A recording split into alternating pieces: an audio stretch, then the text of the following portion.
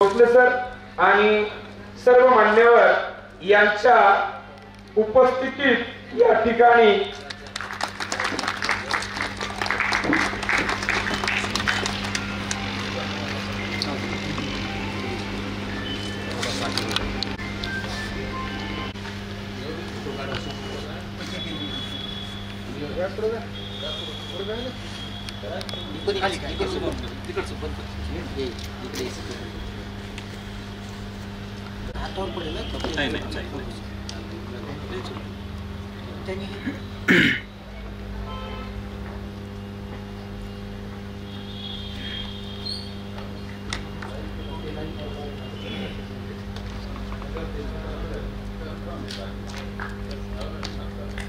अंधाराला नष्ट करण्यासाठी प्रकाशाची मतींची भोसले सर यांचं काम याच पद्धतीने आहे असं म्हणायला हरकत नाही। आदरणीय मतींची भोसले सर यांना या ठिकाणी आपला प्रश्नचिन्हाचा जो प्रवास आहे, ज्या संघर्षमय प्रवास या ठिकाणी मांडावास विनंती करतो, सभागृहाला विनंती करतो की जोरदार टाळ्यांनी स्वागत करूया। डॉक्टर बाबासाहेब आंबेडकर, शिवाजी महाराज, राजश्री शाहू महाराज जिवंत उदाहरण होऊन गेलेले आणि कार्य करून गेलेले असे महान संत गाडगे महाराज, माझे जन्मदाता आई वडील आणि आदरणीय व्यासपीठ आणि इथे जमलेले संपूर्ण शिक्षक आणि इतर सगळे विचारधारी मंडळी, कार्यकर्ते, मित्रो, फाशे भारती समाज तुम्हाला माहित आहे। आपण जेव्हा कार्यक्रमाला सुरुवात करतो तेव्हा ज्योत से ज्योत जगाते चलो, प्रेम की गंगा बहाते चलो अशा कार्यक्रमामधून यशवंत प्रतिष्ठान या टीमला मी धन्यवाद मानतो आणि या टीमची ओळख करून दिल्यानंतर अजयभाऊ किंग्रे, महेंद्र मांदेडी जालना यांचे सुद्धा मी धन्यवाद मानतो का ते संपूर्ण प्रश्नचिन्हाच्या प्रवासाच्या साक्षीला आहेत। निलेश भाऊ लोहिया पडद्याच्या आड राहून 471 मुलांना पोटभर जेवण्याचं काम अजयभाऊ किंग्रेच्या माध्यमातून लोहिया भाऊ करतात आणि तेही गाडीसह, त्यांची टीम सह। अजय भाऊ भन्नाट काम आहे अजय भाऊचं, कारण काम करत असताना मित्र त्या कामावर स्वतःचा विश्वास ठेवणं खूप महत्वाचं आहे आणि स्वतःच्या कामाची किंमत स्वतः कधीही माहीत पडू शकत नाही। पण आमच्यासारख्या आज लोकांना तुम्ही एक शाबासकीची थाप आमच्या पाठीशी देता, ते मी तुमचं धन्यवाद समजतो। कारण काम करत असताना प्रश्नचिन्हाचा प्रवास जेव्हा 2005 ला शिक्षक म्हणून लागलो तेव्हा खडतर प्रवास, मला वेळ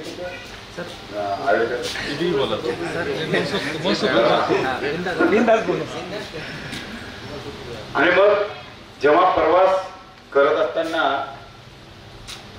सुरुवातीच्या काळामध्ये फाशे भारती समाजाच्या वस्त्या 1 किलोमीटर अंतरावर, 2 किलोमीटर अंतरावर जंगलामध्ये राहणाऱ्या, टेकड्यामध्ये राहणाऱ्या, जिथे जंगल झाडी आहे, जिथं पक्ष्यांची जास्त दाट गर्दी असेल, तितर असेल, बटेर असेल, लावा असेल, खरगोश असेल, त्या ठिकाणी तंबू गाडून वसाहत बसवणारे फाशे भारती समाज आणि त्याच्यापैकी मी जन्माला आलो मतीन भोसले। मित्र, जेव्हा 6 वर्षाचा असताना अन्न म्हणजे काय, भाकर म्हणजे काय हे मुळातच माहीतच नाही आणि म्हणून जेव्हा वडिलांच्या सोबत शिकारीला जात होतो, लागली तर शिकार नाही तर झाली भिकार, आणि शेतकरी अडवायचे, पारध्या तू कसा आला, आमच्या शेताचे पूर्णच्या पूर्ण कंच, ज्वारीचे कंच, तुरीच्या शेंगा, गव्हाचा हुरडा, चणाचा पूर्णच्या पूर्ण शेत हेरशील आणि तू चोरीला नेशील असं पूर्ण हटकणारे लोक त्यावेळेस आम्हाला मिळायचे. वडील निराश व्हायचे नाही, पण आम्ही आणि आमचे काका, आजोबा, मामा आम्ही त्यांच्यासोबत शिकारीला जात होतो. अंगावर कपडा नव्हता, फाटलेली चड्डी असायची, मडकटलेली ती चड्डी असायची. आणि मग ते करत असताना जर समजा 2-3 शेतावर जर एखादा कुत्रा असायचा तर वासाने ते कुत्रा भुकायचा. ते करत असताना जेव्हा परिस्थिती बघितली, निलगाय असेल, तितर असेल, बटेर असेल, ते शिकार करून आम्हाला भाजून ते पूर्णच्या पूर्ण चालू करायचं काम माझ्या वडिलांनी आणि माझ्या नातेवाईकांनी आम्हाला केलं. ते करत असताना मग लागली तर शिकार, नाही तर झाली विकार. 15 दिवस शिकारच नाही मिळाली. विचार फार मोठा आला. आणि मग ते उकंड्यावरचं जे फेकलेलं अनाथ तेरवे असेल, काही मग लग्नाचं खरकट अनाथ असेल, ते आई आजी उकंड्यावर फेकलेलं अनाथ जे राहायचं, जे कुत्रे चाटायचे, जे कुत्रे खायचे, त्या उकंड्यावर जायचे आजी आणि आई. त्याला सुद्धा विरोध काही गावकरी लोक करायचे. म्हणजे अजिबात ते अनाथ सुद्धा द्यायचं आणि घ्यायचं सुद्धा. लपून लपून आई आणि आजी थोडा थोडा भात असेल किंवा ज्वारीचे काही तुकडे असेल ते गोळा करायचं काम करायचे. आणि मग ते 15 दिवसांनी, 4 दिवसांनी, 5 दिवसांनी वाढून त्यांचा आंबीड घाटा आम्हाला पाजायचा. गावामधली परिस्थिती वेगळी होती, तालुक्यामधली परिस्थिती वेगळी होती. कुठेही छोटी मोठी चोरी झाली तर प्रथम फाशेपारधी समाजाच्या बेड्यावर येणे, खरे चोर सापडले नाही तर पारध्यांना पकडणे आणि जेलमध्ये रवानगिरी करणे हे त्यांचा पिढीचा धंदा झालेला होता. आणि मग 15 दिवसामध्ये बहिष्कार सुद्धा टाकला, गाव बंदी केली. वडिलांच्या विचार आलं डोक्यामध्ये का आता काय करायचं. रानबिलचे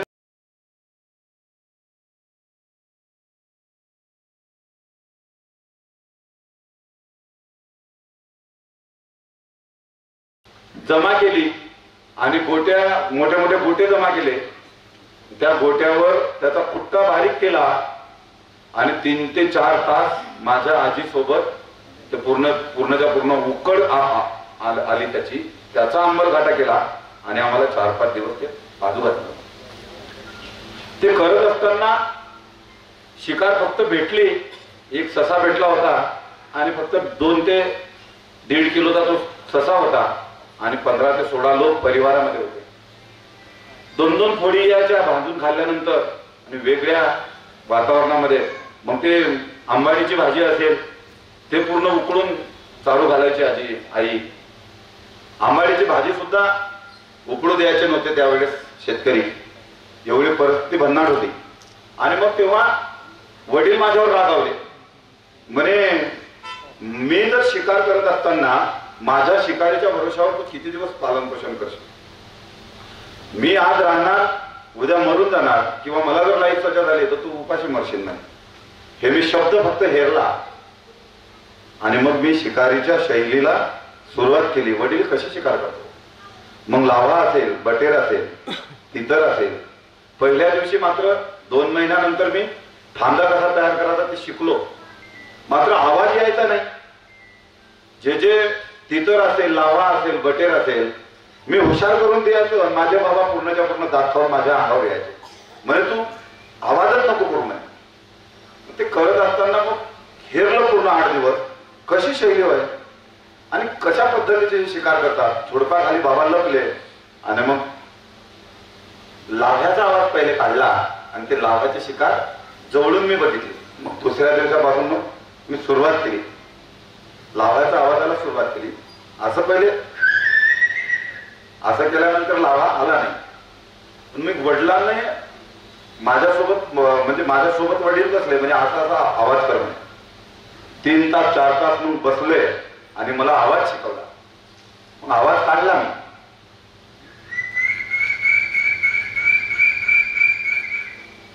त्या लावाचे शिकार पकडून मी वडिलाला दाखवलं. वडील आनंदी झाला. म्हणे आता तू काहीतरी एक शिकार करता झाला. आणि मग ते लाभा भाजला आणि वडिलाला अर्धा दिला आणि आम्ही खाल्ला. छोटासा तो लाभा राहतो. मग बाकीचा आवाज कसा करायचा? बाकीची सुद्धा शिकार करता आली. तिथं फार चपळ राहतात. तित्राची शिकार करता करता मात्र तित्राची शिकार करण्याकरता मी 1 महिना माझा लोटला. 1 महिन्यानंतर मी चित्राची शिकार करण्यासाठी लागलो. चित्राची सुद्धा शिकार केली आणि ते चाललं. पण ते पुन्हा त्यावेळेस बरसात खूप व्हायची. 7-8 दिवस पूर्ण घडी चालायची. मग शिकारच नाही भेटली. मग ज्वारीचे कंस वडिलाच्या नजरेमध्ये आले आणि 4 फक्त ज्वारीचे कंस तोडून आणले हुरडा चालू घालण्याकरिता. दुसऱ्या दिवशी शेतकरी शेतात गेले आणि नांदगाव पोलीस स्टेशनला रिपोर्ट दिला. अर्ध्या पारध्यांच्या वस्तीने 4 ते 5 क्विंटल ज्वारीचे कंस चोरून नेले असा रिपोर्ट दिला. दुसऱ्या दिवशी ते 50 ते 60 पोलीस आले बंदुका घेऊन, काही दंडे घेऊन. तेव्हा पोलिसांना हात चड्ड्या होत्या. आणि मग ते करत असताना 10-12 लोकांना अटक केली. त्याच्यामध्ये माझे वडील सुद्धा, माझ्या वडिलाला सुद्धा अटक झाली. 4-5 दिवस लोटले. आई आजी लोकांना बोलायची का माझ्या पोराला, माझ्या पतीला कधी सुटका होणार? नाही, लगेच होणार 3-4 दिवसात. काही लोकांना सोडले पण माझ्या वडिलाला 3 महिन्याची जेल झाली. आणि मग ते जेल झाल्यानंतर कैद्यांसोबत दोस्ताना केला.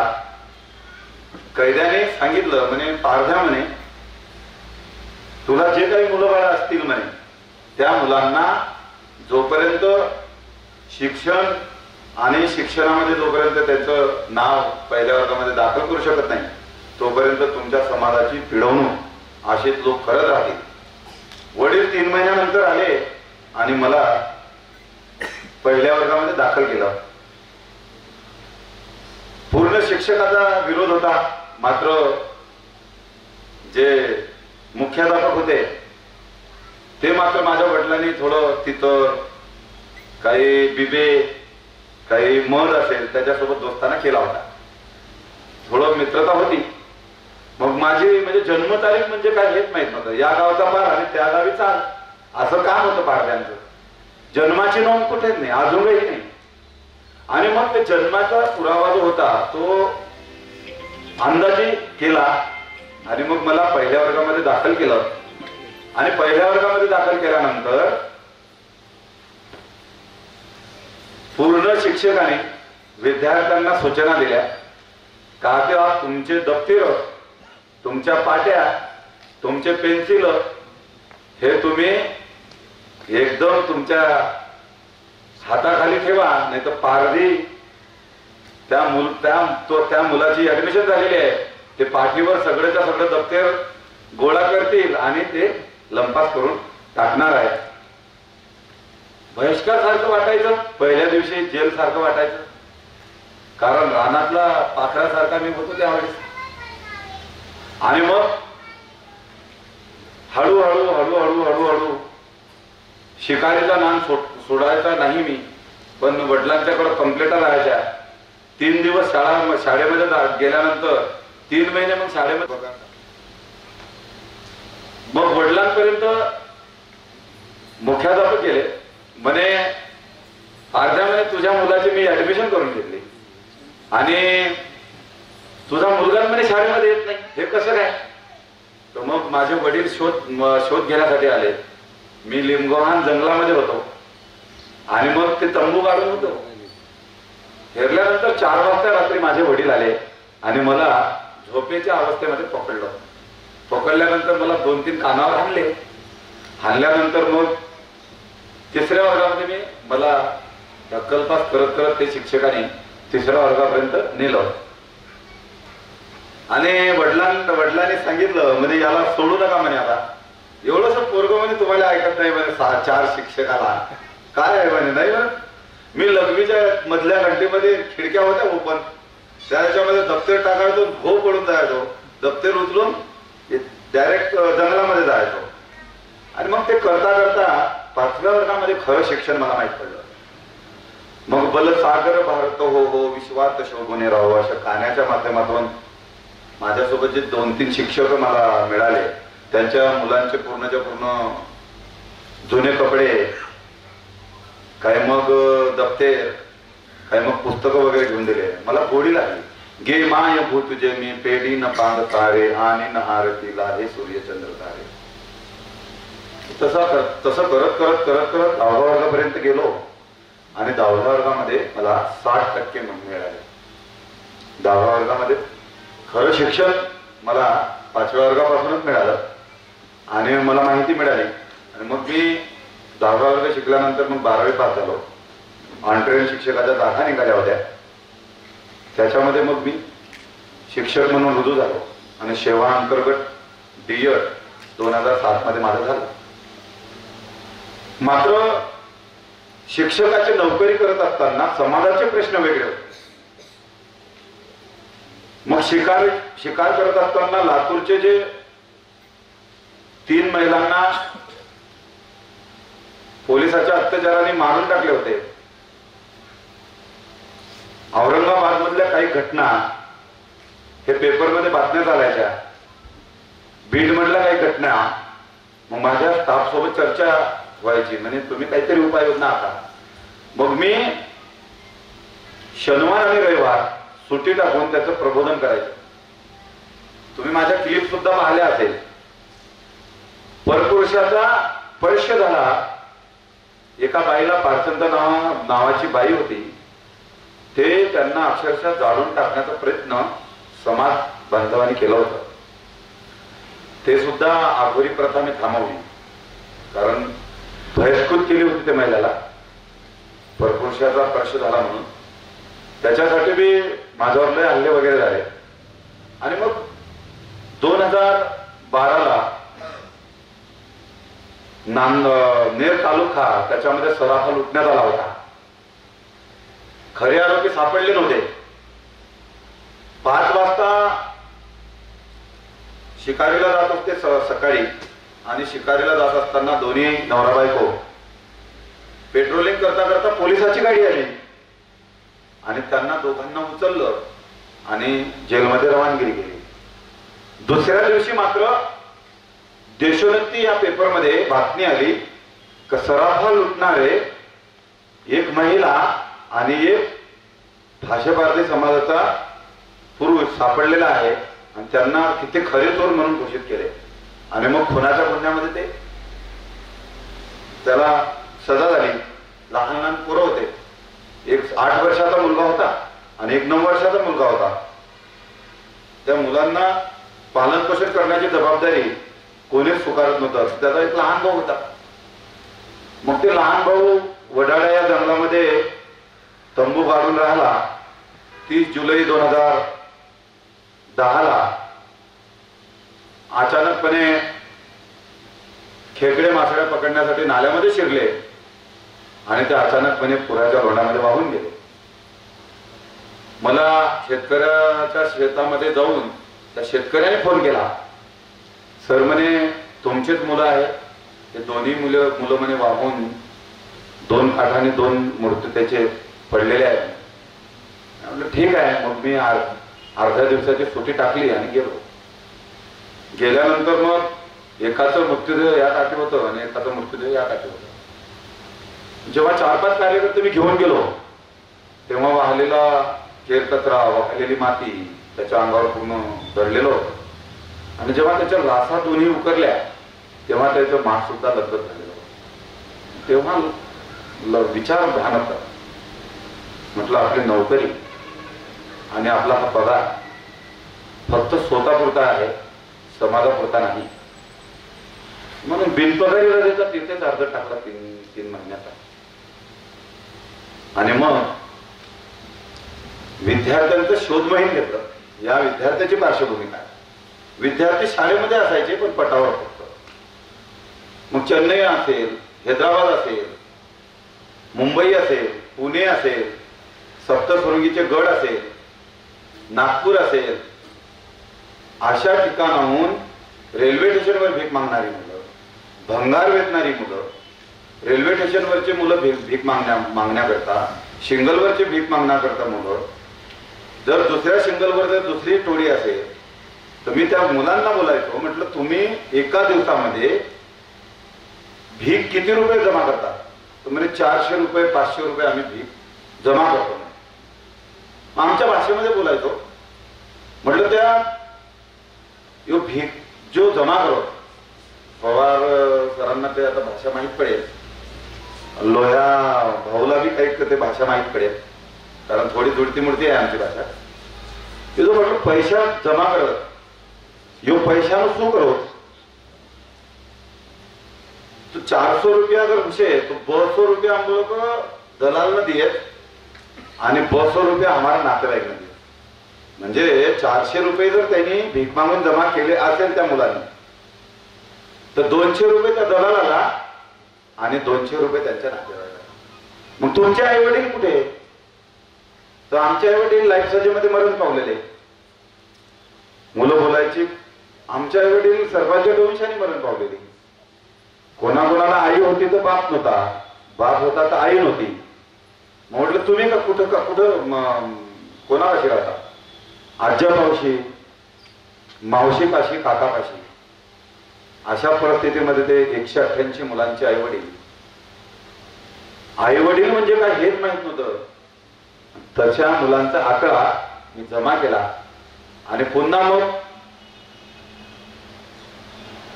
सप्टेंबर महिन्यामध्ये पुन्हा शाळेला रुजू झालो. पण ते जी घटना होती ते घटना बेचैन पडू द्यायचे नव्हते मला. मग ते हळूहळू 2012 मध्ये लय वेगळी घटना घडली. पुन्हा त्यांनी त्या पोलिसांनी पूर्ण फ्रॅक्चर केलेले दोन्ही हात, पाय बी फ्रॅक्चर झालेला. जर पोलीस जर वर्दीमध्ये दिसले त्या पारध्यांना तर त्यांना पूर्ण बीपी लो होऊन डायरेक्ट पडून जायचा. म्हणजे अशा परिस्थितीमध्ये धाक निर्माण करावा.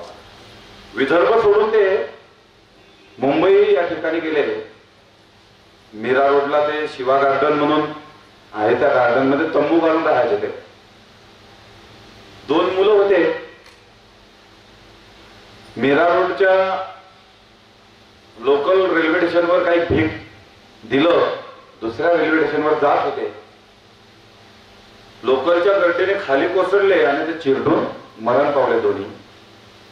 दुसऱ्या दिवशी त्याच्या आईचा फोन आला, सर म्हणे माझे दोन्ही मुलं मरण पावलेले आहे. म्हटलं काही विषय नाही, तुम्ही दफन करून टाका. फासे पारधी समाजाच्या कंपाळावर जगणं नाही, मरणं आहे म्हटलं. जर म्हणे त्या लाशपाशी जर आम्ही गेलो तर आम्हाला पुन्हा लाईफ सजेमध्ये टाकून देणार पोलीस. पोलिसाच्या धाकाने ते लाश उचलण्यासाठी सुद्धा गेले नाही ते दोन्ही नवरा बायको. मेश्राम PI होता बडनेरा जंक्शन. तिथून त्यांनी फोन केला, म्हणे हे खरी घटना आहे का? मी पहिले लोकेशन घेतलं आणि खरी घटना आहे. आणि मग मी विदर्भ एक्सप्रेस पकडला. 4-5 कार्यकर्ते घेऊन गेलो. त्यांच्या हाताचे तळवे वेगळे होते, डोक्याचे खांड वेगळे होते.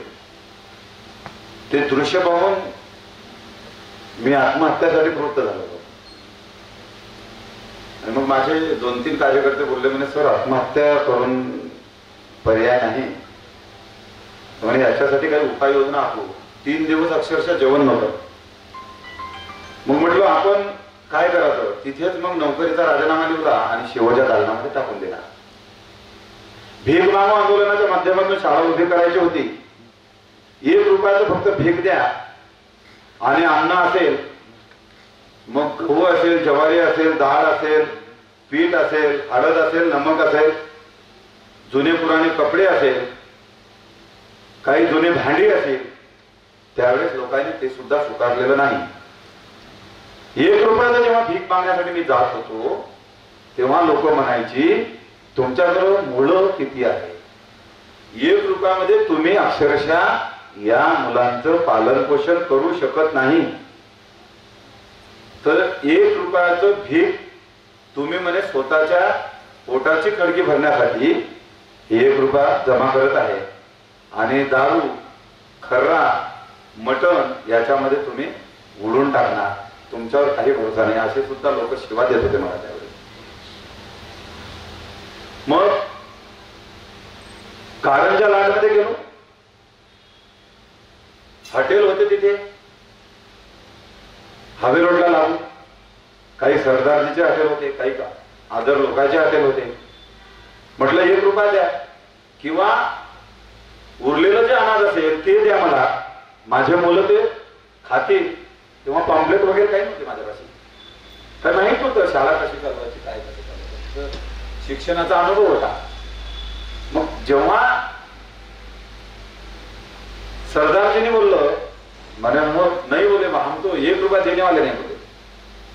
काही शेजारच्या हॉटेलवाल्यांनी सुद्धा बोललो हे पारधी समाजाचं आंदोलन नाही म्हणे, हे म्हणे 1 रुपयाचं भीक मागू आंदोलनाचा सोन घेऊन म्हणे आज आपल्याला पोलिसाची सिक्युरिटी मागायला लागेल म्हणे. रात्री फेरील असेल, आपले भांडे असेल, स्वयंपाक बनवणारी जी भांडे आहेत ते भांडी, पुन्हा आपले जे गिराईक आहे ते गिराईकला लूटमार करणार म्हणजे करणार 100%.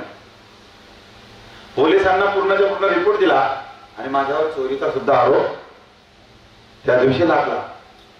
पोलिसांनी मात्र 2 दिवस मला ते पोलीस स्टेशन मध्ये बसवलं. मग सुरुवात केली एसपीला वगैरे हे करून, त्या वाशिम एसपीनी अमरावती एसपीला कळवलं. हे मतीन भोसले काय आहे म्हणे, नाही म्हणे आम्हाला तरी समजून नाही राहिलं म्हणे, भीक मागू आंदोलनाच्या माध्यमातून काही अविध धंदे करत असेल तर आम्हाला माहिती. खाली मला अटक झाली आणि मग काही 2-4 कार्यकर्त्यांनी मला सुटका दिली, त्याच्यामध्ये जामीन झाली आणि पुन्हा भीक मागू आंदोलनाला सुरुवात केली. भीक मागू आंदोलन करता करता अक्षरशः माझ्यावर 28 केसेस लागल्या आणि काही मुलं जे नातेवाईकाचे त्यांचे मुलं होते, ते मुलं म्हणजे त्यांची कमाईचं साधन. भीक मागण्याकरता जे बंद झालेलं त्याची रोजीरोटी ते सुद्धा मी बंद केले आहे. काही राजकीय हस्तक्षेप, काही इतर लोक चळवळ सहन नाही झाली तर त्या लोकांना 10,000 रुपये दिले, 5,000 रुपये दिले नातेवाईकाला. काही जिल्हा परिषद शिक्षकांनी तर एकदम वेगळं हे झालं, काही शिक्षक सुद्धा विरोधात गेले माझ्या आणि म्हणे याला कुठेतरी अटकावा. तर जिथं ज्या लोकांना मुलंबाळ नाही त्या लोकांना 50-60 रुपयामध्ये मुलाला आणि मुलीला विकतात असं सुद्धा कंप्लेंट पोलिसाकडे दिली आणि दिल्यानंतर पोलीस पथक माझ्याकडे आलं. आल्यानंतर माझे खाते वगैरे सगळं शोधले. शिक्षक खात्यामध्ये फक्त 1,800 रुपये होते. अजून कुठे आहे म्हणे, पुन्हा कुठे आहे, कोणत्या खात्यात, कोणत्या बँकेचे अजून आहे म्हणे खाते. म्हटलं तुम्ही अमरावती मधल्या जे LDM राहते ना, म्हटलं सुपरवायझर अधिकारी राहते ना त्या बँकेचे, त्याला विचारा आणि पूर्ण मॅनेजरची बैठक घ्या जिल्ह्याच्या आणि तिथे मी येतो. म्हटलं तुम्हाला स्पष्ट एका दिवसात आम्हाला माहीत पडून जाईल. ते केल्यानंतर मला मुलं विकतात या सुद्धा गुन्ह्याखाली मला अटक केली. मुलांच्या किडन्या सुद्धा विकतात म्हणे. त्याच्यामध्ये मला 4 दिवस लय वेगळं झालं. मग माझे नातेवाईक, माझे परिवार वगैरे माझ्या विरोधात गेलेले होते. मात्र 2013 मध्ये मोठं आंदोलन करण्याचं ठरवलं, भीक मागू आंदोलन. मग राहुल गांधी आले होते तिथे, राहुल गांधी आणि मनमोहन सिंग आले होते. मिलिटरी, CRPF 500च्या वर जवान होते आणि मी वेगळ्या परिस्थितीमध्ये ते आंदोलन करण्याचं ठरवलं होतं. राहुल गांधी कोणत्या रस्त्याने येत होते आणि पंतप्रधान कोणत्या रस्त्याने येत होते ते मी हेरलं आणि तिथंच मी भीक मागू आंदोलनाच्या पाठ्यात बसवल्या. राहुल गांधीचा ताफा समोर आला. म्हणे भीक मागू आंदोलनचं चालू आहे म्हणे, लहान मुलं आहे म्हणे त्यांच्यासोबत, 30-40 कार्यकर्ते आहे म्हणे. राहुल गांधी उतरले. मैं जाता हूं बोले बच्चे को मिलने के लिए. पोराईने सांगितलं आप बोले हमारे माँ बाप हो सकते क्या बोले. तो हो बोले हो सकते बोले. तर मग गोदीमध्ये घेतले काही मुलं मात्र राहुल गांधींनी आदेश सुद्धा दिले होते, अति तातडीनं यांचं लवकर आहे का विशेष बाब म्हणून याला मानण्यात येणार. आचारसंहिता लागली मग त्यावेळेस. मग 2013ला 14 ऑगस्ट 2013ला कलेक्टरकडे गेलो भीक मागण्यासाठी. कलेक्टर तेव्हा राहुल महिलवाल साहेब होते. म्हटलं साहेब 1 रुपयाचं भीक द्या. नाही म्हणे, या व्यवस्थेला पूर्णच्या पूर्ण तुम्ही वटणीवर आणत आहे म्हणे आणि मी 1 रुपयाचं भीक देऊ शकत नाही. 4-5 कॉन्स्टेबलला बोलवलं आणि मला ढकलून 15 ते 16 फुटापर्यंत त्यांच्या कॅबिन पर्यंत ढकलत बाहेर काढलं. तर धन्यवाद साहेब, तिथं हात जोडले त्यांचे आणि बाहेर निघालो. पोलीस एसपी कडे गेलो. पोलीस अधीक्षक तेव्हा वीरेश प्रभू साहेब होते. म्हटलं साहेब 1 रुपयाचं भीक द्या. बोले व्यवस्थित को वटने पर ला रहे बोले मतीन जी आप, और हम बोले ये नहीं कर सकते, बोले आप अटक होना बहुत जरूरी है. मैंने बोला ठीक है सर, वो तो हमारे जेल बोले तो माँ है, जेल ही हमारा बाप है. मैंने बोला जेल में ही मर रहे बोले. मैंने बोला आशीर्वाद समाज. त्याने 4-5 PSI ला बोलवलं आणि 1 किलोमीटर अंतरापर्यंत आम्हाला पाठलाग केला आणि तिथपर्यंत सोडून दिलं. मग 188 मुलं, 150 कार्यकर्ते, पोलीस आयुक्ताकडे गेलो. म्हटलं साहेब 1 रुपयाचं भीक द्या. त्या कोपऱ्याला लाग म्हणे, अजिबात नाही म्हणे. कोणाच्या परवानगीने आला म्हणे तू? म्हटलं साहेब या मुलांना भीक मागण्यासाठी प्रवृत्त करण्यासाठी म्हणे तू शैलीच्या माध्यमातून भीक मागत आहे म्हणे. या मुलांना भीक मागण्यासाठी प्रवृत्त करत आहे.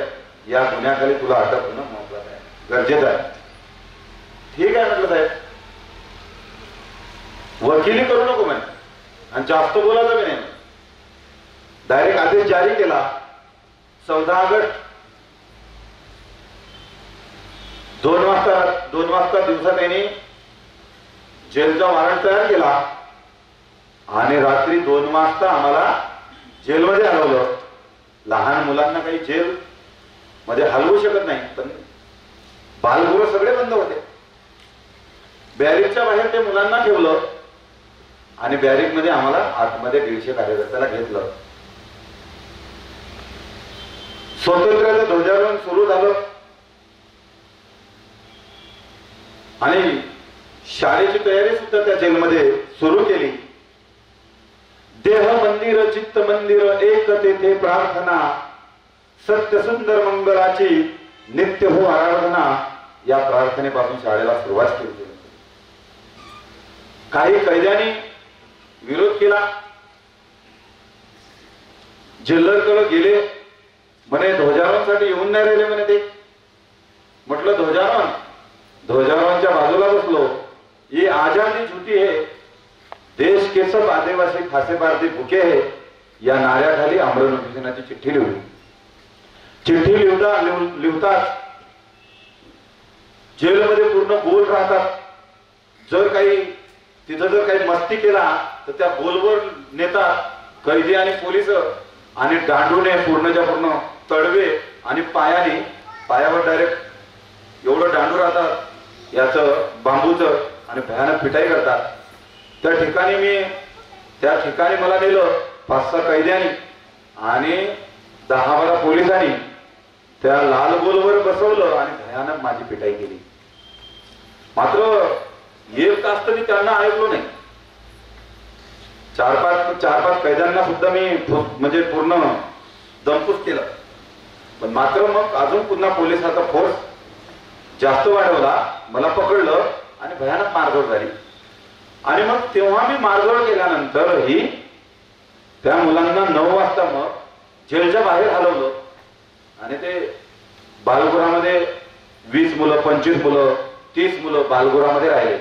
पाळघ्यांचे मुलं म्हणजे वाघाचे किल्ल. ते जे बालगृहामधले अधीक्षक होते ना, 3 तासामध्ये बॅट करून सोडलं त्या मुलांनी. तिथंच हागणं म्हणे, तिथंच मुतणं. त्या मुलांना काय म्हणजे एवढं एवढं म्हणे घाणेरडं कधीच नाही दिसलं हो म्हणे. आम्ही म्हणे बदली करून जाऊ शकतो म्हणे. या मुलांना जर सुटका नाही केली कलेक्टरांना डायरेक्ट पत्र लिहिलं त्या बालगुराच्या याने अध्यक्षकाने. मग ते मुलं बोलायचे म्हणे आम्हाला मटण पाहिजे म्हणे. मटण कोणतं द्या म्हणे पण मटण पाहिजे म्हणे. मग काही प्लेटात फेकून द्यायच्या म्हणते, काही हे अडवे तुडवे करायचे. मग मला मारझोड झाल्यानंतर कोणा हात वगैरे फुगला होता. मात्र जेलची अवस्था जेव्हा मी पाहिली तेव्हा खऱ्या गुन्हेगाराला शिक्षा कधीही झालेली नाही. मी त्या 1300 तिथं कैदी होते आणि त्या 1300 कैद्यांसोबत सुद्धा बसलो. म्हटलं तुमचे काय प्रॉब्लेम, कशामध्ये आले. दुसऱ्यालाच खून केलं, तिसऱ्यालाच पकडलं नाही असं मला रडत होते ते सगळे. मग त्या जल्लरला वाटलं का आता मतीन भोसले आणि हे कैद्यांचं संघटन वेगळं बोलत. मग आम्हाला विषय नव्हतं माझं. मला पुन्हा गच्ची पकडली आणि ठोकरांनी मारझोड केलं.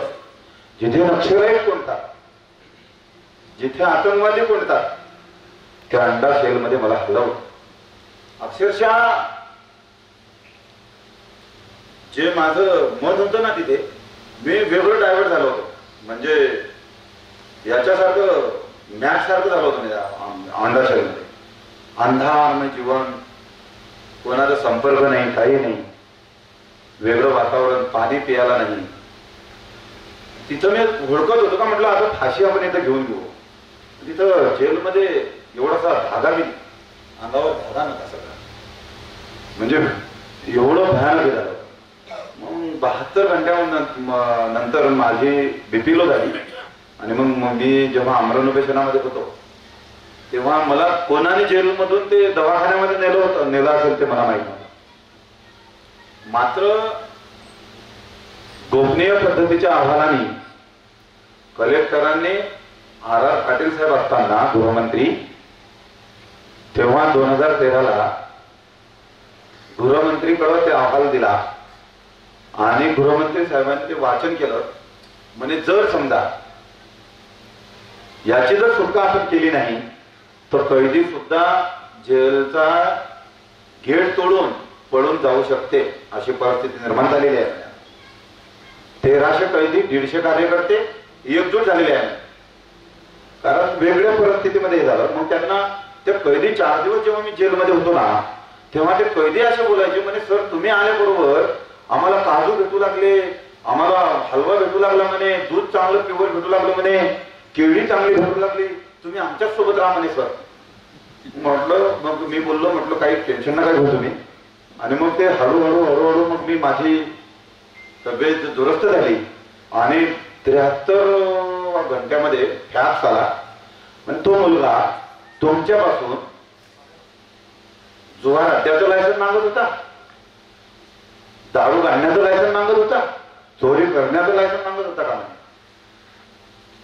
टीप लिहिली होती R.R. पाटील साहेबांनी खालच्या याच्यामध्ये ओढीमध्ये. तो फाशेबारली समाज आहे, तो फाशेबारली समाज गुन्हेगारीच्या शिक्क्यामधून अजून बाहेर पडाला नाही म्हणे आणि इतर समाज सुद्धा त्या समाजाला स्वीकारू शकत नाही म्हणे, अजून स्वीकारलेला नाही. त्या समाजाचा एक शिक्षक त्या शिक्षकाची नोकरीचा राजीनामा देऊन जर भीक मागू आंदोलनाच्या माध्यमातून गुन्हेगारी ठरणारी शाळा जर ते काढत असतील तर तुमचं काय हे झालं होतं का म्हणे. केळीचे बगीचे कापले होते का म्हणे त्यांनी, लगेच सुटका द्या म्हणे. मग त्यांनी 73व्या घंट्यामध्ये जेल वॉरंट तयार केला बाहेर निघण्याचा. आणि मग माझी पत्नी होती, पेपरमध्ये आलं. मग ते पत्नी 6-7 महिन्यामध्ये म्हणजे 1 वर्षापासून बोलत नव्हती. माझ्या वडिलांसोबत राहत होती, माझ्या म्हणजे भावासोबत वगैरे, ते एक परिवार झाला होता तो. आणि मग ते 7वा महिना सुरू होता, गर्भवती होते ते. माझ्या नवऱ्याला 50 महिला त्यांनी जमवल्या, माझ्या नवऱ्याला 16 नाही तर आम्हाला सुद्धा अटक करा असं जेलमध्ये अर्धावट झाली जेलच्या गेटवर येऊन. मग तिथे जागा नव्हती. पत्नीला आणि 50 महिलाला नागपूर जेलमध्ये हलवलं. माझं 73व्या घंट्यामध्ये सुटका झाली. मात्र ते दानपेट्या होत्या त्या दानपेट्यामधून राजा अर्धे चिल्लर खुर्दा भरलेला होता भयानक. तर दानपेट्यामधून असे म्हणजे त्या लोकांनी अर्ध्या दानपेट्यामधून 1-1 रुपयाचा जो कल्लार होता ना ते सुद्धा खजुरा पूर्ण अर्धा गायब केला होता, म्हणजे पॅक केलेला आहे. म्हटलं ठीक आहे, यांच्यासोबत बहस करू नये. ते दानपेट्या घेतल्या आणि दानपेट्या घेतल्यानंतर पुन्हा जेलच्या गेट पासून शिपायापासून भीक मागू आंदोलनाला सुरुवात केली आणि 22 सप्टेंबर 2013ला खरं शाळेचं रूप दिलं. रूप दिल्यानंतर मग मुलांचे प्रश्न वेगळे होते. मग 18 ऑगस्टला माझ्या मिसेसची सुटका झाली, तेव्हा सुद्धा बोलायचे नाही ते. मग 2022ला 2013ला 22 सप्टेंबरला खरं शाळेचं रूप दिलं. टीड असेल, बांबू असेल, काही लोकांनी दिलं होतं. मात्र 2% लोक त्याही वेळेस माझ्यासोबत होते, मला ओळखायचे नाही. पण काही पत्रकारांनी सुद्धा माझी दखल घेतली. सकाळने जेव्हा एका शिक्षकाने शिक्षकाच्या नोकरीचा राजीनामा दिला आणि अनाथ बेसारा मुलांची शिक्षणाची गुढीपाडव्याच्या दिवशी शिक्षणाची गुढी उभारली असा लेख प्रमोदभाऊ काळबांडेने दिला आणि ते लेख समर्पण ग्रुपचे अमोलदादा मानकर होते. त्या ग्रुपच्या माध्यमातून त्यांनी वाचन केलं आणि पहिला कार्यक्रम माझा मुलाखतीचा कार्यक्रम संत ज्ञानेश्वर हॉलमध्ये घेतला. पत्रिका प्रसिद्ध झाली, अनेक लोकांचे त्यांना वादविवाद झाले. म्हणजे हे नक्षलवादी विचाराच्या लोकांना आम्ही स्टेजवर घेऊ शकत नाही. पण अमोलदादा खूप हट्ट करत होते. समर्पण ग्रुपच्या माध्यमातून अजय भाऊ जुळले. अजय भाऊने मग वेगळ्या स्वरूपाची चळवळ उभी केली प्रश्नचिन्हासाठी. म्हणजे 2-3 वेळा अजय भाऊ आणि मी, जसं निलेश भाऊ लोह्याचं झालं, आता माझी पहिली भेट आहे भाऊची माझी. आणि डॉक्टर साहेब सुद्धा संपर्कात असायचे फोनवर फक्त. मग जेव्हा ते सुरुवात केली तेव्हा मग अजय भाऊनी 30x50च्या हॉलमध्ये मुलं जेव्हा पाहिली तेव्हा 188 मुलं होती गोडाऊन मध्ये. आणि बरसात सुरू झाली होती तेव्हा मी मुंबईमध्ये भीक मागू आंदोलन करण्याकरिता वर्षा निवास मध्ये होतो आणि पृथ्वीराज चव्हाण साहेबांकडून तेव्हा भीक मागण्यासाठी सुरुवात केलेली होती. आणि मग तिथे गेल्यानंतर मग त्या मुलांचं सगळं अनाथ सरलेलं होतं. मग अनाथ सरल्यानंतर मग माझ्या सचिवाचा फोन आला, सर म्हणे काय करायचं. म्हटलं काही नाही, जे असेल ते भागवा. मुलं पूर्ण अक्षरशः मुरडा देऊ लागली होती पोटाचा. तर मग अजय भाऊ तेवढ्या झाले, प्रश्नचिन्ह हे लाल अक्षरात लिहून होतं. अरे म्हणे हेच होय म्हणे प्रश्नचिन्ह. उभी गाडी केली आणि मग तिथे गेले. म्हणते आमच्या लोकांचे मरकटलेले कपडे होते, काही मोठे मोठे केस होते, गिजरे डोळे होते काही 2-4 कार्यकर्त्याचे. अजय भाऊ मात्र त्यांना सुद्धा घाबरले नाही, गेले आतमध्ये डायरेक्ट. आणि मुलांचं पूर्ण भयानक होतं. 4-5 बिस्किटचे पुढे दिल्यानंतर सगळे मुलं रडू लागले होते, म्हणजे आम्हाला द्या आम्हाला द्या. अजय भाऊने लगेच सुरुवात केली. यवतमाळ तालुक्यामधला नेर तालुका, यवतमाळ जिल्ह्यामधला नेर तालुका आहे, तिथे 20 किलोमीटर अंतरावर आपली प्रश्नचिन्ह शाळा आहे. तिथं 2-3 कार्यकर्ते घेऊन गेले आणि चांगला प्युअर तांदूळ, काही पिठाचे पोते, 30-40 हजार रुपयाचा किराणा घेऊन दिला. आणि मग ते किराणा, भांडी नव्हती, मग जे फुटलेले रांजण होते ना, मानपोळी लावलेली होती, फुटलेले होते रांजण पूर्ण, म्हणजे त्यांचे काठ वगैरे सगळे फुटलेले होते. मग मी उचलून आणले होते ते आरीच्या सहाय्याने भांडे तयार केले होते, तेव्हा भांडी पण नव्हती. आणि मग ते 3 तास लागले शिजवण्यासाठी ते रांजणाच्या भांड्यामध्ये. ते मुलं अक्षरशः ते जे पाणी येत होतं ना ते पाणी सुद्धा पित होते. अजय भाऊ आणि ते माझी टीम सगळ्यांनी एवढं सुंदर त्यांनी चारलं, तर लय वेगळा आनंद त्यावेळेस होता. म्हणजे आता लोक अनेक पिढतील, पण त्यावेळेसची परिस्थिती लय वेगळी होती. मग शाळा ठेवायचं का म्हणे, शाळेचं नाव शाळा ठेवायचं का म्हणे. काही कार्यकर्त्यासोबत चर्चा झाली. कार्यकर्ते म्हणायचे म्हणे शाळेचं नाव ठेवू म्हणे सर आपण. तर मग काही लोक म्हणायचे म्हणे, म्हटलं सुरुवात करा. मीटिंग भरवली काही लोक म्हणायचे म्हणे आपण दादाचे नाव ठेवू, आपलं कुळदैवत आहे म्हणे. भोसले मध्ये जे देवी प्रसिद्ध आहे ते म्हणे भवानी देवी, त्याचं तरी नाव ठेवा. म्हटलं अजिबात नाही. मग म्हणे शिवाजी भोसले आपलाच आहे, त्याचं नाव ठेवा म्हणे. सर नाही म्हटलं. 6 ते 7 तास नुसतं नावावर चर्चा. मग कंटाळले, पाण्याच्या तहान लागल्या होत्या. अखेर तुम्ही बोलून द्या म्हणजे सर आता नाव काय ठेवायचं.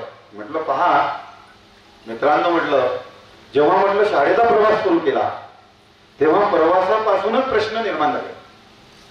मग कोणते शाळेला लागणारी सामुग्री कशी तयार करायची, शाळेमध्ये शिकवणारे शिक्षक कसे अवेलेबल करायचे, विद्यार्थ्यांना शिकवण्यासाठी शैक्षणिक साहित्य कसं अवेलेबल करायचं, विद्यार्थ्यांना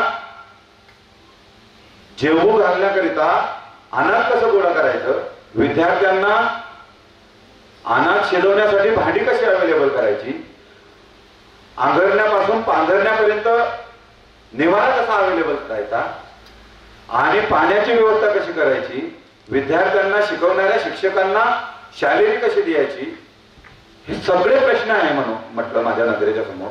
म्हणून शाळेचं नाव प्रश्नचिन्ह का ठेवू नये. ठीक आहे म्हणे सर, शाळेचं नाव प्रश्नचिन्ह आदिवासी आश्रमशाळा ठेवली. आणि मग मुलांचे प्रश्न वेगळे होते. मुलांचे प्रश्न असे होते, तुमच्या शाळेमध्ये काय काय म्हणणार सर. म्हटलं तुम्हाला काय काय पाहिजे बाबा. तर म्हणे 120-300चा खर्रा घुटका लागेल म्हणे आम्हाला, शितार पुडी लागेल म्हणे आणि तलप पुडी लागेल म्हणे आणि लाल कलरची एका टायमाला 1 पाव देशी दारू लागेल म्हणे. यशवंत स्टेडियम मधली जेव्हा 35 मुलं मी उचलून आणली नागपूरमधून, त्या मुलांचे प्रश्न होते. म्हटलं मग विचार केला, 1 तास विचार करत बसलो मी. त्यांना ते स्वीकारलं सुद्धा. म्हटलं मी तुम्हाला देणार, चला तुम्ही माझ्यासोबत. त्याचे नातेवाईक हट्टेखोर होते. त्याच्या नातेवाईकाच्या माध्यमातून मग मी पोलिसांची सुद्धा मदत घेतली आणि ते पोलिसाच्या माध्यमातून शाळेपर्यंत मुलं आणली. मुलं आणल्यानंतर मग ते मी खर्रा देणं सुरू केला 1-2 दिवस आणि दारू बी दिली, मटण पण दिलं. मग 3ऱ्या दिवसामध्ये मात्र माझ्या ऍक्टिव्हिटी मी सुरू केल्या. मग विद्यार्थ्यांना तुलनात्मक करायला लावलं, वेगळ्या वेगळ्या शाळेमध्ये नेलं. म्हटलं हे बी विद्यार्थी तुमच्यासारखेच आहे बाबू आणि तुम्ही बी विद्यार्थी त्यांच्यासारखेच आहे. पहा किती सुंदर आहे म्हटलं. ते ड्रेस बांधायचे, पण आपल्याकडे ड्रेस घेण्याची सुद्धा तिथे परिस्थिती नव्हती त्यावेळेस.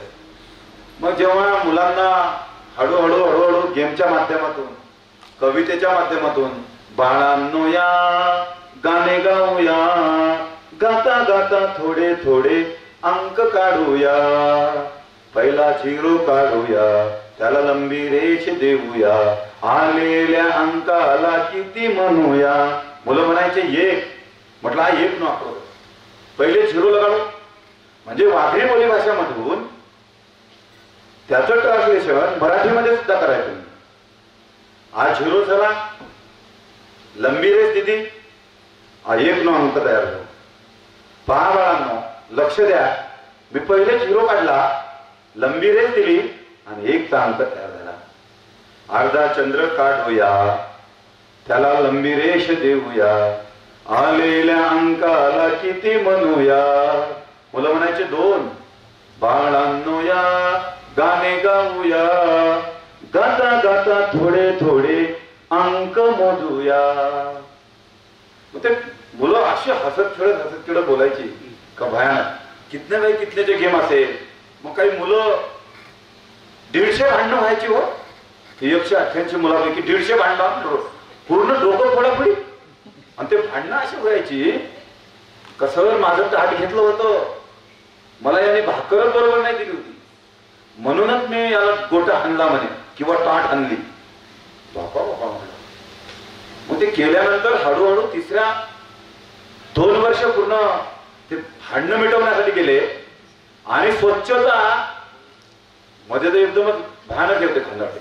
मुलांना मी मॅड झालो करता करता. 4-5 कार्यकर्ते ते बोलायचे म्हणे सोडून द्या ना, काही नाही म्हणे करायचं, कारण लय वेगळी कारण पोलिसाची पथक यायचं त्यावेळी मान्यता नव्हतं, काही नव्हती. म्हणे RTI कायद्यानुसार म्हणे अटक होऊ शकते म्हणे, मुलांना जर मारलं तर हे बी होऊ शकते म्हणे. म्हटलं काहीच नाही. जर म्हटलं आपल्या भाग्यामध्ये जर असेल तर या मुलांची प्रश्नचिन्ह नावाची शाळा तयार करताना जर आपल्या हातून पापासारखं जर कार्य घडत असेल तर आपण लाईफ सजेमध्ये राहू. जर उन्नतीच्या दिशेने जर कार्य आपल्या हाताने घडत असेल तर आपण म्हटलं योग्य दिशेने जाऊ. तर ते मग हौसला बुलंद करायचं मी त्या कार्यकर्त्याला. हळूहळू हळूहळू हळूहळू ते करत असताना मुलं वेगळ्या परिस्थितीमध्ये लागले. मुलांना मग तहान लागली. 1.5 वर्ष लोटून गेलं. मार्च महिन्याच्या 17 तारखेला एक प्रोग्राम आखला आणि तहान लागल्यानंतर त्यांचे मळकलेले कपडे चड्ड्या एकत्र जमा केल्या आणि एका गंजामध्ये चांगलं पाणी घेतलं, एका गंजामध्ये चांगलं पाणी आणि दोन्ही गंजाचं पाणी एकत्र केलं नाही. त्या पूर्णच्या पूर्ण चड्ड्या आणि मनीले त्या एका गंजामध्ये 2 किलो निरम्यामध्ये बुडवले आणि एक गंज शुद्ध पाण्याला ठेवला आणि त्या पूर्णच्या पूर्ण त्याच पोरांना पूर्ण असं घुमू लागलो मी. म्हटलं हे तुमचेच कपडे आहेत. सर म्हणे तहान लागले म्हणजे आम्हाला पाणी पियाचं आहे.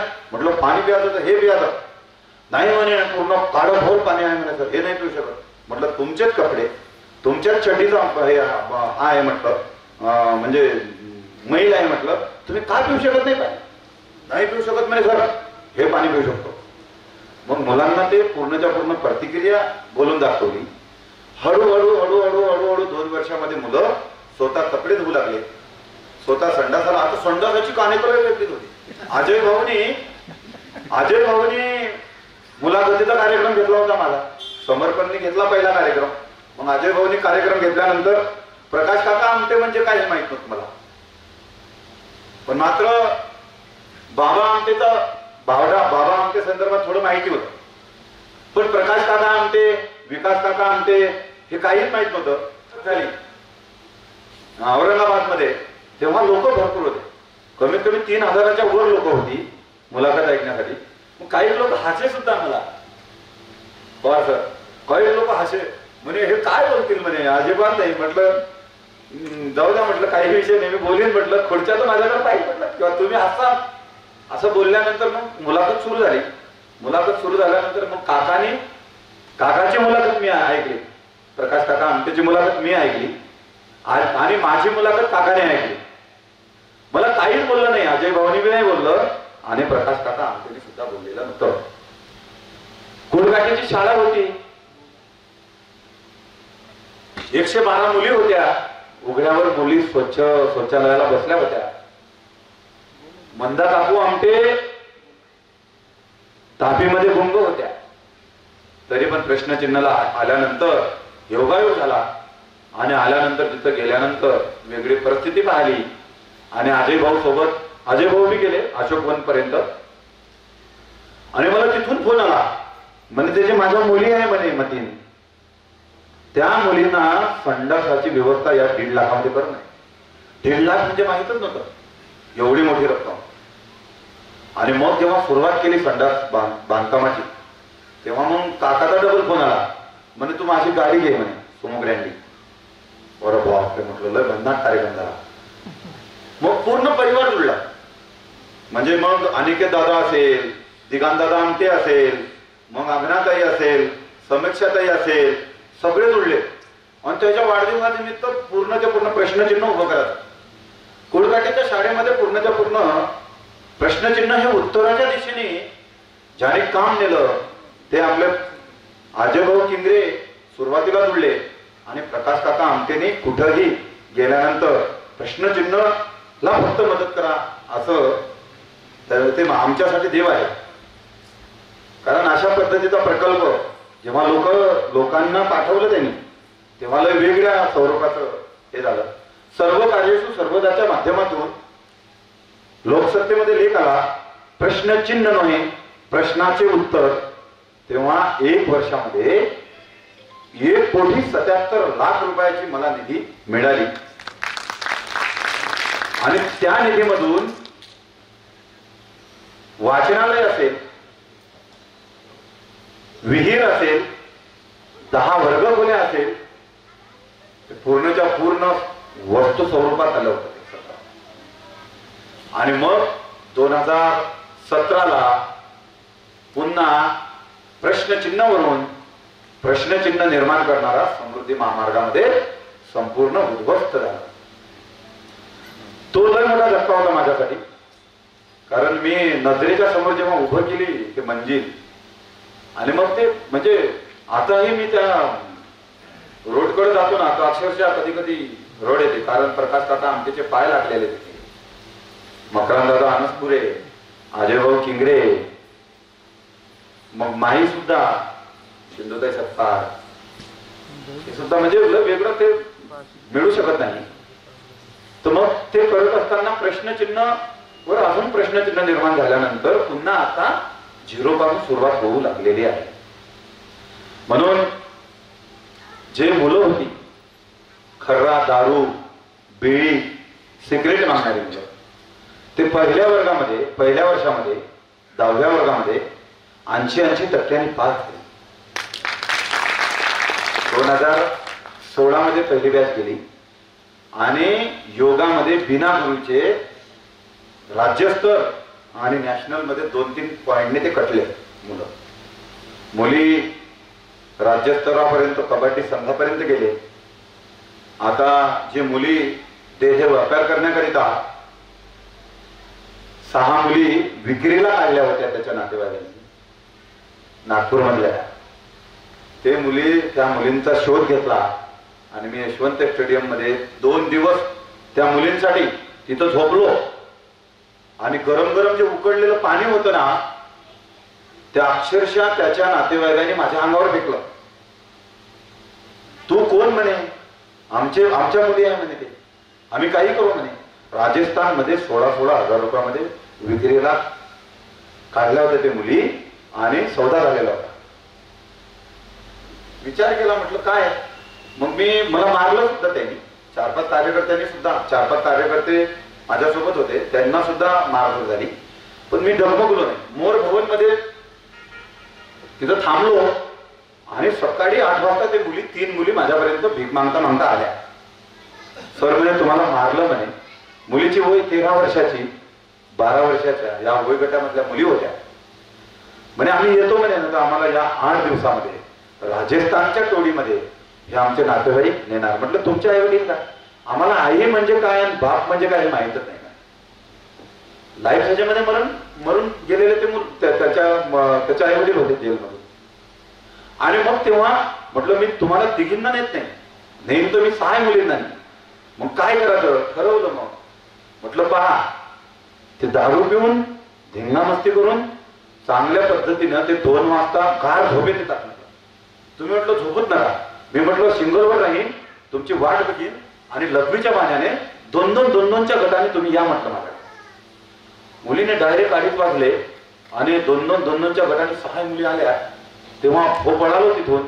आंजणी रेल्वे स्टेशन बघितलं आणि मग लोकलनी बिना तिकीटनेच त्या मुलींना आणलं. मात्र जंक्शन बडनेरामध्ये मला टीसीने सुद्धा बिना तिकीटचे आले म्हणून दंड ठोका म्हणून असं हे केलं. आणि मी तिथे 3-4 तास तिथं सुद्धा थांबवलं. आणि मग ऍडव्होकेट सुधीर तायडे साहेब होते माझे गुरु. मी गुरुच मानतो, कारण ते फुकट 28 केसेस माझ्या फुकट लढतात. ते आताही माझ्यावर केसेस 7 आहेत, ते फुकट लढतात. ऍडव्होकेट सुधीर तायडे म्हणून आहे, ब्लू टायगर कोर्टचे अध्यक्ष आहे. ते हायकोर्टामध्ये बी प्रॅक्टिस करतात त्याची आणि खालच्या कोर्टामध्ये सुद्धा. मग यवतमाळ असेल, अमरावती असेल, मला अजून बुलढाण्यामध्ये सुद्धा माझ्यावर केसेस लागल्या, नागपूरमध्ये सुद्धा केसेस लागल्या. ते फुकट सुधीर तायडे साहेब ते लढाई करतात कोर्टामध्ये. आणि म्हणून असे लोक माझ्यासोबत जुळले. आणि मग ते मुलींना हळूहळू आणलं. त्या मुलींना बेस शिकवला, तो का की आई.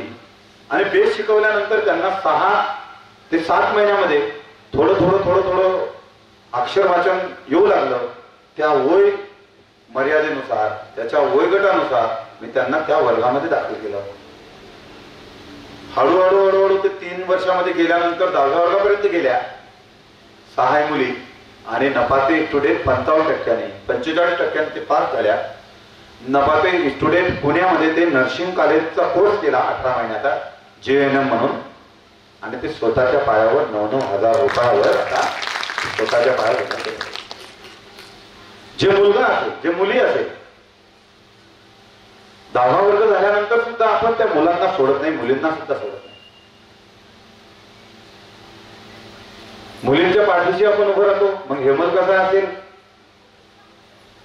मग नागपूर असेल, मग पुणे असेल, मग योगेंद्रदादा महाजनचं जळगाव असेल, त्या ठिकाणी आम्ही त्या मुलांना आता 150 मुलं आपले first year, second year, MA पर्यंत पोहोचलेली आहे.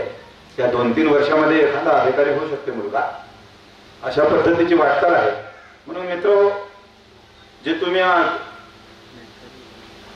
यशवंत प्रतिष्ठानची जी टीम आहे, ते खरोखर आज ज्या संताची जयंती आहे ते म्हणजे गाडगे महाराज. मनी नाही भाव मला देवा मला पाव, देव आशाने भेटायचा नाही रे, देव बाजारचा भाजीपाला नाही रे. व्याख्यान करता करता जेव्हा कीर्तनामध्ये हजारो लोक बसली होती, संत गाडगे महाराजकडे पत्र घेऊन पोस्टमन आले होते. महाराज महाराज थांबता का थोडं म्हणे. महाराज म्हणाले, काय झालं म्हणे, असं तुमचा मुलगा मरण पावला याचं पत्र घेऊन आलो म्हणे. अरे अरे अरे अरे म्हणे, याच्यासाठी आले का फक्त म्हणे तुम्ही. अरे बाबा म्हणे, मी थांबवू शकत नाही माझे कीर्तन म्हणे. कळीत गेले कोठोकोठी आणि काय रडू मी एकासाठी, असं वाक्य त्या याच्यामध्ये कीर्तनामध्ये बोलून त्याचं कीर्तन सुरुवात केली. असे गाडगे महाराज. आणि म्हणून त्याने गाडगे महाराजांनी बोललं, ज्याला तहान लागली असेल त्याला पाणी द्या, ज्याला भूक लागली असेल त्याला अन्न द्या, ज्याला निवारा नसेल त्याला निवाराची व्यवस्था करून द्या, ज्याला शब्दाची मदत लागत असेल ते शब्दाची मदत द्या. असं गाडगे महाराजांनी बोलून गेले. आणि जिवंत उदाहरण. मात्र ते उदाहरण देत असताना डॉक्टर बाबासाहेब आंबेडकरसाठी एवढे ते हे झाले. डॉक्टर बाबासाहेब आंबेडकर मेल्यानंतर एवढं दुःख झालं त्याच्यासाठी. त्यांच्या हृदयामध्ये एकदम ते वेगळं स्वरूप झालं का बाबासाहेब गेल्यानंतर बाबासाहेब हे लोकांच्या हितासाठी काम करणारे, आणि ते मला सोडून गेले. आज हे पूर्ण हृदय त्याच्यामध्ये दाटलं. आणि तेही त्याच्यामध्येही सुद्धा 14 दिवसाचं अन्न त्याग केल्यानंतर त्याने प्राण सोडला. असे गाडगे महाराजाच्या जयंती निमित्त तुमचे सगळे लोक, सगळी टीम, इथं जमलेले सगळे लोक आज या विचाराची मंडळी आहे. काही कार्यकर्ते बोलत होते, डॉक्टर साहेब तुम्हाला मी धन्यवाद मानतो का हे जे लोक आहेत एवढे लोक नाही, हे लोक लय आहे आपल्यासाठी. कारण ही एक विचाराची मंडळी आहे. तर आपल्याला हजारोची गर्दी नको, 100 लोकच असे पाहिजे का व्यवस्था बदलवणारे पाहिजे. हे आपले व्यवस्था बदलवणारे लोक असू शकते. अनाथांना आसरा देणारे लोक हे आहेत खरे. आणि म्हणून तुम्हाला सांगतो, माणसामधला देव शोधा. आणि माणूस म्हणून जीवन जगण्यासाठी तर कोणी आहे. इतरांसाठी काम करण्यासाठी एक जज्बा लागतो. त्या जज्बाच्या माध्यमातून तुम्ही सगळे काम करत आहे. आणि अशा पद्धतीने आपण काम सगळेजण मिळू. प्रश्नचिन्ह हे तुमचं आहे. प्रश्नचिन्ह हे उत्तराच्या दिशेने कसे नेता येईल याचीच शाश्वती मी तुम्हाला देतो. आणि सगळेजण इथे मला बोलवलं, माझा मान सन्मान केला, माझं लांबलेलं सगळं भाषण सुद्धा तुम्ही ऐकून घेतलं. आणि मी तुम्हाला एक आव्हान देतो का जे प्रश्नचिन्हाची लढाई चालू आहे, समृद्धी महामार्गामध्ये जे सगळे गेलेले आहेत, तुमचे आमदार खासदार असेल किंवा तुमचे काही मंत्री असेल, त्यांना तुमच्या माध्यमातून जर पाठपुरावा व्हायचा असेल तर जे पडझड झालेलं आहे ते फक्त उभं करून द्यावा म्हणा. अशीच माझी लढाई चालू आहे. आणि 10 एकराचा प्रस्ताव बाळासाहेब थोरात साहेबांकडे पडलेला आहे. ते जर 10 एकराचा प्रस्ताव जर दिला, प्रश्नचिन्हाच्या नावाने जर करून दिला, तर वेगळ्या पद्धतीनं आपण ते वाटचाल उभी करू शकतो पुनश्च. आणि एवढे बोलून मी माझे 2 शब्द संपवतो. पुन्हा एक विनंती आहे तुला त्या प्रकल्पामध्ये या तुमच्या सुद्धा तिथं तुमची सुद्धा मार्गदर्शनाची जरूरत आहे. तुम्ही मुलांना मार्गदर्शन करू शकता, मला सुद्धा मार्गदर्शन करू शकता का दादा असा असा प्रकल्प आपण उभा करू शकतो का, तुमच्या काही डोक्यामधल्या काही कल्पना तुम्ही मला शेअर करू शकता, हेच मी तुमच्याकडून अपेक्षा व्यक्त करतो. एवढे बोलून मी माझे 2 शब्द संपवतो. जय हिंद, जय महाराष्ट्र.